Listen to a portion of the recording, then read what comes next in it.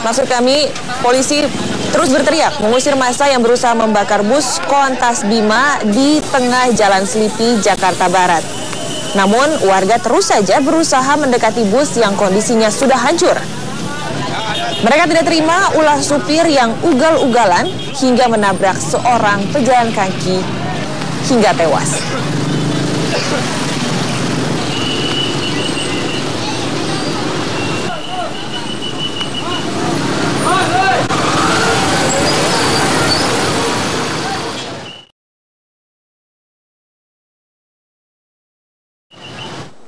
Musim durian seperti saat ini, Anda harus waspada dengan ulah pedagang yang nakal. Durian berpemanis beredar. Bagaimanakah bisa terjadi? Berikut informasinya.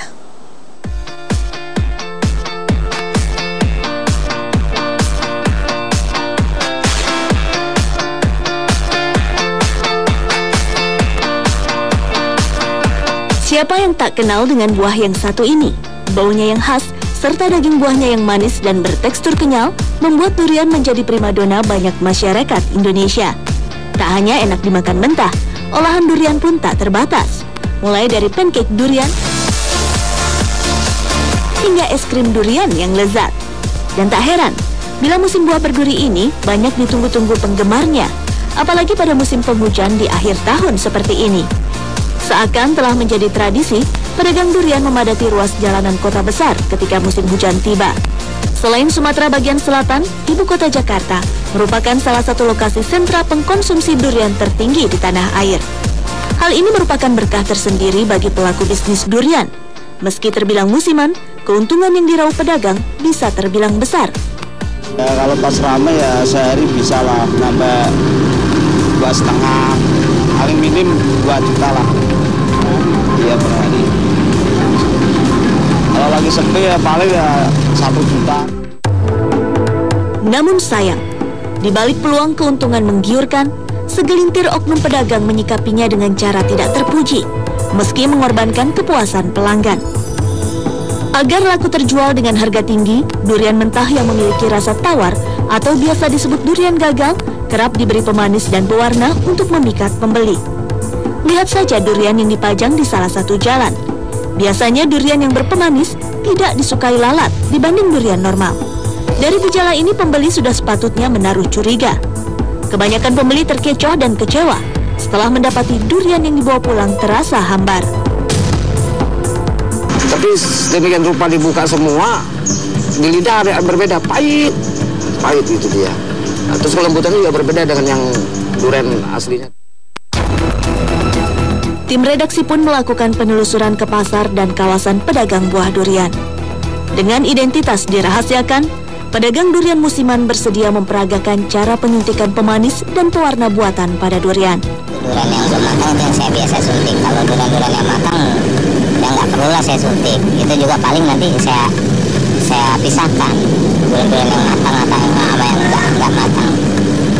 Itu kalau yang matang itu pokoknya udah nggak perlu disuntik lagi. Yang durian ini kita kan hanya untuk supaya durian saya ini laku semua. Kami mengikuti proses pemberian pemanis dan pewarna pada durian sejak pembelian bahan baku. Pewarna dan pemanis yang biasa digunakan adalah produk yang biasa digunakan pada makanan dan minuman.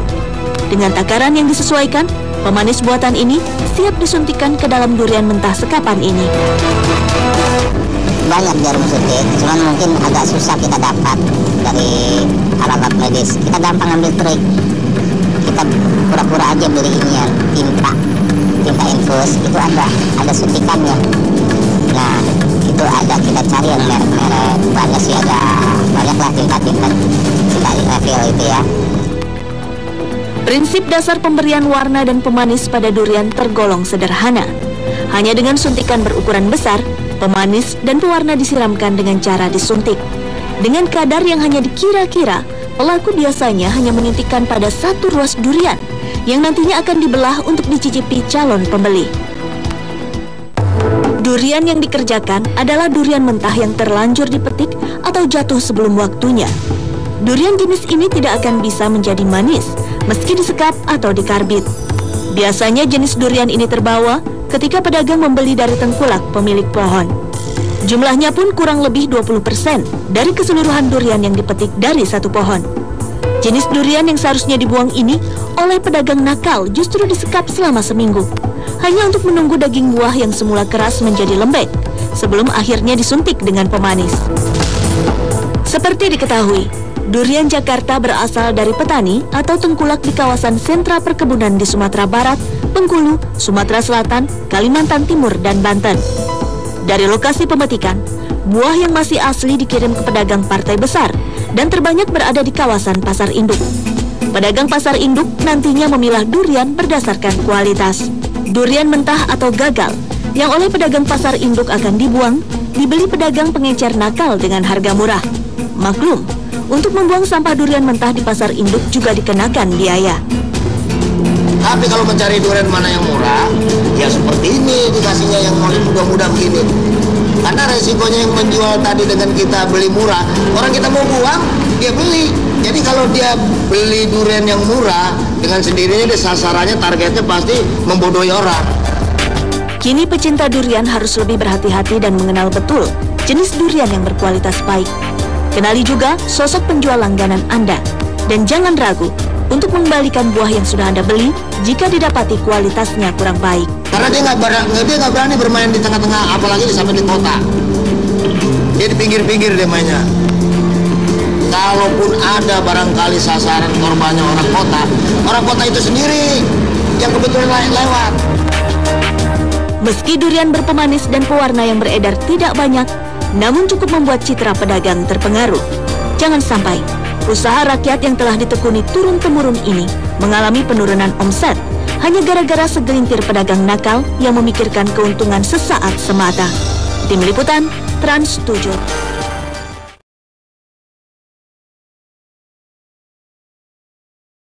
Masih bersama Anda di Liputan 6 petang. Menghabiskan liburan, saudara tidak harus ke tempat wisata atau pusat perbelanjaan. Mengunjungi pameran kartun juga tidak kalah menarik.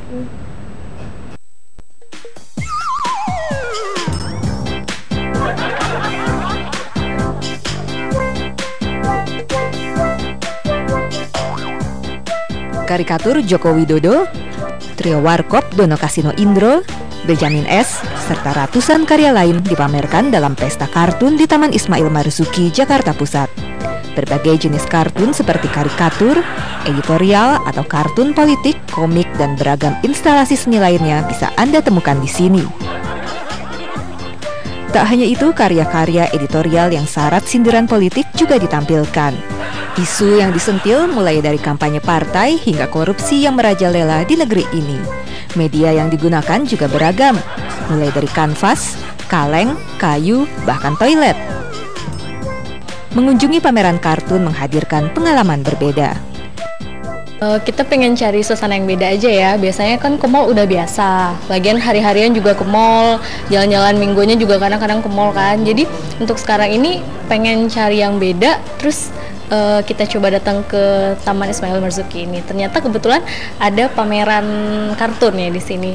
Ternyata di sini pameran kartunnya itu bagus juga. Lebih ke karikatur ya, terus juga lebih banyak tentang mengangkat tentang politik Indonesia zaman sekarang, yang sekarang sedang in gitu kan. Terus ada beberapa kayak kritik sosial yang diapresiasikan lewat gambar-gambar lukisan, seperti lukisan yang paling sebelah sana itu ada yang tank di situ. Terus ada tentang KB, jadi tanknya ditutup dengan KB gitu. Kayak gitu. Anda tertarik? Masih ada waktu. Pameran kartun ini berlangsung hingga Minggu besok.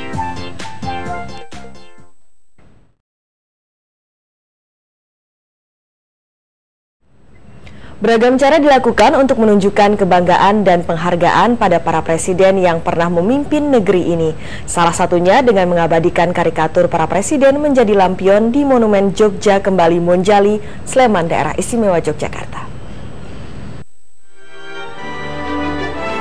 Lampion-lampion karikatur manusia ini berjajar di bawah tiang bendera di depan Monumen Jogja Kembali.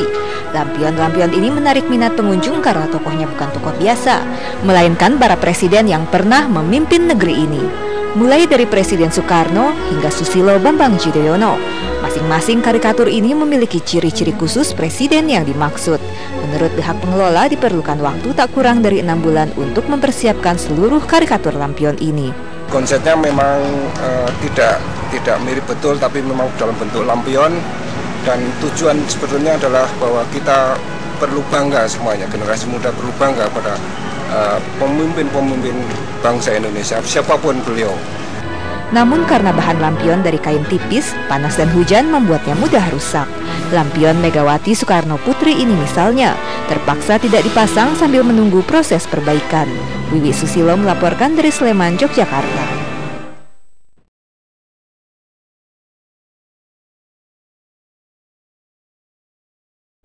Kita ke informasi yang kami janjikan, saudara. Lego dikenal sebagai salah satu mainan anak-anak paling populer. Tapi pernahkah Anda bayangkan sebuah mobil sungguhan berhasil dibuat dari ratusan ribu Lego?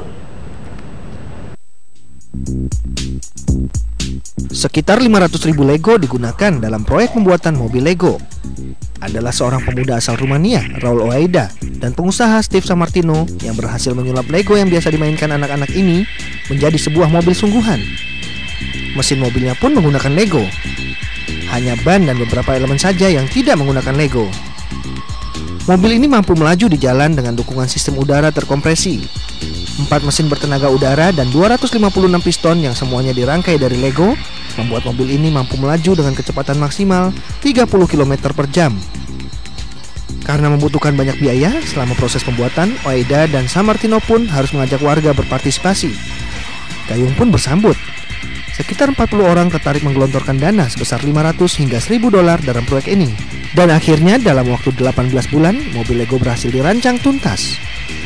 Namun dengan apa yang telah dicapai, Oaida dan Samartino belum puas. Keduanya ingin terus menyempurnakan mobil Lego rancangannya agar lebih nyaman dikendarai.